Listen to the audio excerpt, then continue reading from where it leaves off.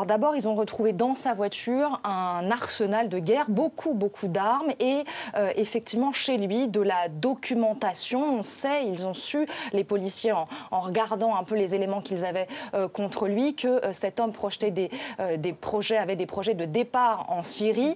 Ils avaient d'ailleurs pendant longtemps enquêté sur cet étudiant sans rien trouver de concret. C'est la raison pour laquelle aucune enquête judiciaire n'avait été ouverte contre lui.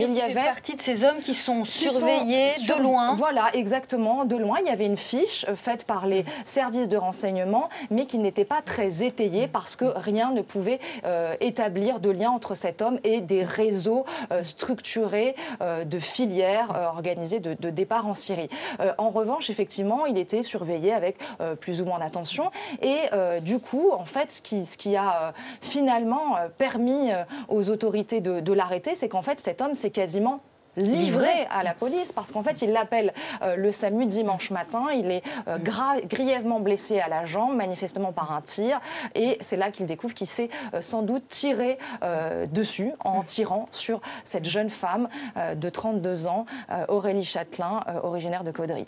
Les cibles à présent, une ou deux églises, a dit le ministre, parce que là encore, il y avait visiblement des preuves, des éléments chez lui. Exactement, ils ont trouvé un projet assez étayé d'attentat contre deux églises en région parisienne. Ils projetaient de les attaquer le dimanche, jour de messe.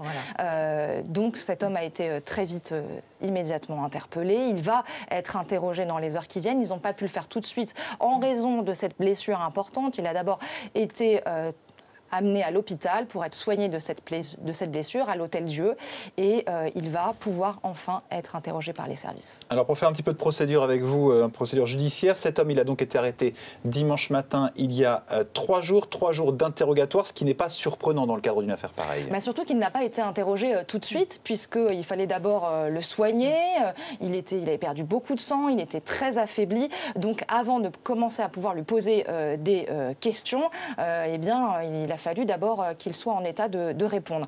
Et puis, au départ, ils avaient juste éventuellement ce projet, ils avaient ce projet d'attentat contre ces deux églises. Mais en fait, c'est depuis seulement hier soir qu'ils se sont rendus compte que cet homme était lié au meurtre d'Aurélie Chatelain. Donc finalement, tout ça est très frais. Ils vont essayer de comprendre aujourd'hui pourquoi cette femme a été prise pour cible.